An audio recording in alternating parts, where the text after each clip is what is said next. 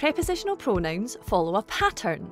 The me and you words almost always finish with and at, like acum and acat, unum and unat, leum and lecht. The us and plural or formal you words end in a similar way, shin and sheave. For example, againn and agaibh, or unainn and unav. With her and them words, there's often a similarity. Eiche at her and achge at them. Eintje in her and unte in them. Or other on her and orre on them. Him words follow their own pattern.